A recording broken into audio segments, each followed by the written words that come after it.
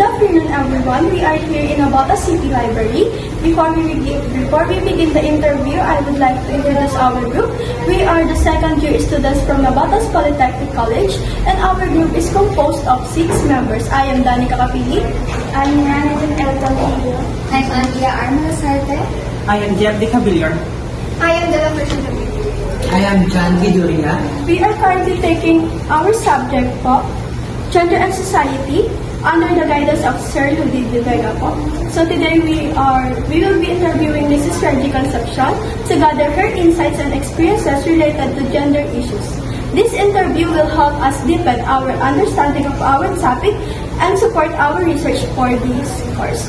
So once Ma'am Reggie arrives, we will officially begin the interview and proceed with the question we have prepared. Wait lang. So good afternoon po, Ma'am Reggie. Thank you po for joining us today and we really appreciate your time po.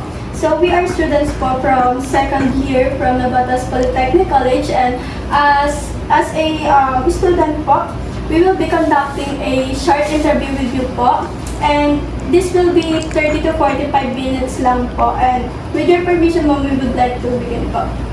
Okay. So first po, could you please introduce yourself po, your educational background and your any notable achievements po that you have? Okay, so thank you, Nika, for this interview. So I am Regina Magloso Concepcion, 47 years of age. So currently employed in the City Government of Nabotas under City Library. So basically 27 years in service na ako. So yung aking notable or greatest achievement so far yung maging part ako ng Nabotas history.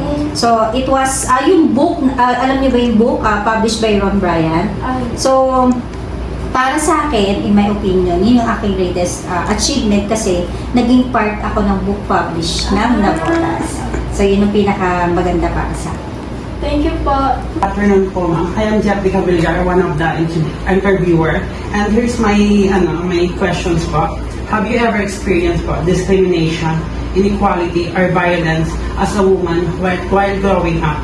If yes po, could you share some examples? Yes, Jeffrey, I was a bullied kid when I was younger. So dahil payat ako at maliit, syempre, di ba parang pagka ganun yung naging nung bata ka, payat, tahimik, yun ang mga naging target ng mga bully. Pero that time, hindi pa kasi uso yung word na bullying. So parang, technically, parang normal lang yun sa bata. Pero I was vindicated nung masuspend siya nung grade 4. So nag-stop yung bullying nung grade 4 nung nasuspend siya dahil sa pananakit niya din sa ibang classmates namin. Okay po. Ma'am, in your opinion po, why do some people perceive women as less capable or unequal? Okay, Andrea, in my opinion lang ha, kasi meron stereotyping na pag babae, di ba, pag babae ay medyo mahina. So, ang pinararamdam sa atin ng mga lalaki ay ganun tayo. Which is hindi naman yung totoo. Kasi tatandaan mo, kung kaya ng mga lalaki, kaya ng mga babae, at mas higit pa. Okay ba yung sagot ko sa iyo? Yes. O, kasi ito ha, ang mga lalaki, kaya nilang magtrabaho. Pero ang mga babae, kayang-kayang bumuhay ng isang pamilya kahit wala ang lalaki. How did you overcome any inequalities or discrimination that you faced in the past? So, itong question mo, Ranilyn, thank you. So, ang number 4 question mo ay merong in connection sa number 2 question, right? So, since sinabi ko kay Sir Jeffrey na I was bullied when I was younger, so siguro pagdating ko ng panahon na nung tumatanda na ako, kasi nung panahon na yun, hindi naman siya uso ang salitang bullying, di ba? Kasi ngayon lang naman lumahalaga pa or nagiging parang word of the day na yung bullying, pero totoo, merong bullying before. Hindi lang siya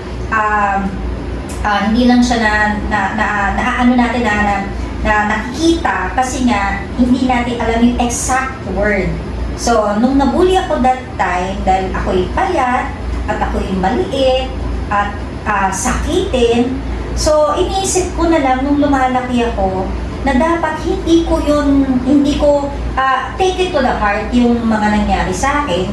Kasi, although talagang medyo nagkaroon ng impact yun, magkakaroon ng impact yun sa when you grow older eh.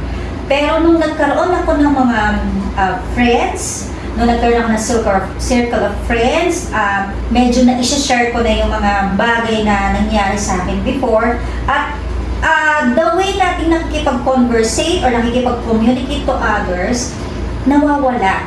Naiisip natin na kaya pala nating lutasin yung problem na gano'n, na hindi natin masyadong nabigyan ng pansin noon. Although masakit kasi yun eh, syempre kasi ang bully nung araw, tinutokso eh. Di ba yung word na tinutokso siya ng ganito, tinutokso ako ng payato, tinutokso ako ng ganito, ng mali. Actually, ang natawag na sa akin nun, pandak eh. Di ba, nung time na yun? Syempre, ikaw bilang bata, ang sakit. Sakit eh, di ba? Ang sakit. Payatot, pandak. Pero nung nagkakaedad na ako, nung tinatawag ko ng ganun, wala na. Wala na kasi, unang-una, kailangan mo lang i-open sa iba yung mga nangyari sa'yo in the past. Kasi, pag nai-open mo yun, hindi mo masyadong sinasarili, nabubuksan o nasusolve na nabibigyan ka ng tamang paggabay, nabibigyan ka ng tamang payo, kasi ako mostly, ang mga friends ko ay it's either older or puro men. Mas marami akong kaibigan lalaki. So, ang nabubuli sa akin before, or nanunokso sa akin before ay lalaki. Pero, very ironic na ang best friend ko ay lalaki. So, dahil lalaki ang mga naging friends ko, sila din ang nagbigay ng kanilang perspective, ng kung ano yung mga nasa sarili nila, nasa isipin nila. So, nabigyan ako doon. From then on, nabigyan ako ng tips para move forward sa mga bullying sa akin ng mga lalaki din. So, okay ba yan? Good afternoon, I'm Jan Vidoria, and here's my question. From your perspective, what changes should be made in family, education, religion, or the workplace to ensure equal treatment of women? So, John, change must happen across institution and everyday life. So, sa question mo, inequality with in your home, in education. So, basically, sa bahay kasi, para maging equal tayo, dapat sa magkakapatid, o hindi lang sa magkakapatid, dapat merong pare-parehas na desisyon, hindi pwedeng malileft out ang isa.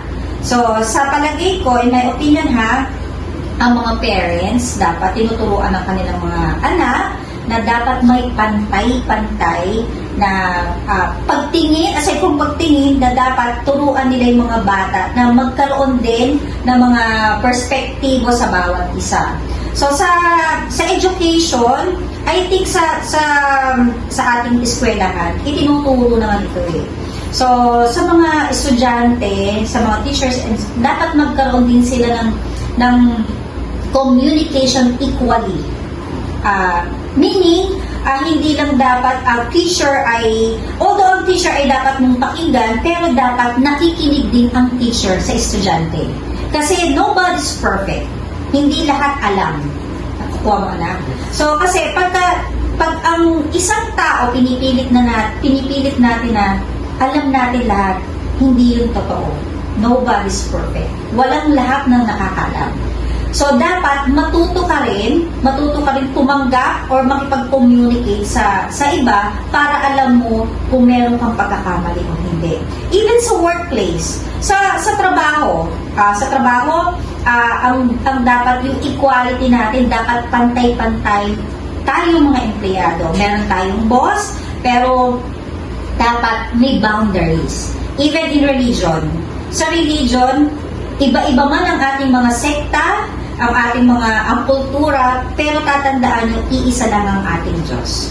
Kaya dapat magkaroon ng paggalang sa bawat sekta na ating kinaaniban, at the same time, maging magalang din tayo at matuto tayong tumingin kung sino talaga ang dapat nating tingnan. Iisa lang yun.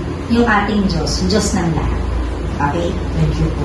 What advice would you give to women po to succeed in life and overcome any discrimination or inequality they may face? So, this is my opinion again, Sheila. So, sa perspective ng isang babaeng kagaya ko, so para sa akin, magkaroon tayo ng sariling atin. So, I promote women empowerment. So, kagaya natin, kailangan natin mag-build ng skills, network, and system. So, huwag tayo papadaig sa mga lalaki. So, kasi, pagka nakita natin na, sa totoo lang, ang lalaki, may ego yan. Di ba? Meron silang may ego na, kasi lalaki ako, dapat mas mataas ko kaysa sa babae. Which is not true. Dahil hindi ba nila alam na mostly ng mga matatalino ay babae. So, basically, ang mga anak natin, yung talino ng mga anak natin ay na-inherit from their mother. So, tayo kung maninindigan natin na magkaroon tayo ng isang buo at solidong desisyon bilang babae, huwag natin pakikita na mahina tayo kasi pag pinakita mong mahina tayo, hindi tayo gagalangin. Tandaan niyo yan. Kasi pag nakita ng ibang tao na ang babae ka lang, naririnig niyo ba yung tagline na babante abante? So, syempre, dahil ako bilang babae at bilang nanay, pinopromote ko din yun na huwag tayo magpa-underdog. Kasi ang mga babae, mas matatalino kaysa sa lalaki. Nilalahat ko yan, alam mo kung bakit? Kasi meron tayong talino na hindi nila kayang bantayan. Although may matatalino rin namang mga lalaki. Pero para sa akin lang yun, Kasi yung mga nagagawa ng babae, hindi kayang gawin ng ibang lalaki. So para sa akin, yun ay kailangan mong palawakin. So I promote women empowerment. Okay? Magbabasa pa rin kayo. Ang libro naluluma, ang pabalat niya ay naluluma, pero ang nilalaman ng isang libro ay hindi kailanman nananakaw at naluluma. So ang social media, nandyan lang yan. Saan ba kumukuha ang social media? Di ba sa libro din? So dahil yung iba, hindi nilang matanggap na yun ang nilalaman ng libro, kaya nagkakaroon ng fake news. So tatandaan nyo ha, kahit na luma ang libro, kahit pabalat niya ay luma, pero saan ba nanggaling ang ating talino? Sa libro. Bakit ba si Jose Rizal, sinulat niya yung mga ganong klase? Kasi base yun sa kanyang mga naiisip. So tatandaan yun, lahat ng nilalaman ng kanyang isip, isinusulat niya. Yun ang naging pananda niya kung bakit tayo nagkaroon ng paghihimagsik sa mga Kastila. So tatandaan nyo ha, bilang babae, pinopromote ko ang women empowerment. Hindi ko binabagsak ang ano ng mga lalaki ha. Hindi 'yon. Kasi ako to eh. 'Di ba? Uulitin ko uli sa inyo, ako to. Dahil ako yung nagsasalita, ako yun. Opinion ko, sa akin yun, walang pakialamanan. Uulitin ko uli sa inyo, kayong mga mag-aaral, kayong mga estudyante, pagbutihin nyo. Walang makakaagaw sa inyo ng mga natutunan nyo. Okay? So, thank you sa inyong araw. Thank you po. Maraming salamat.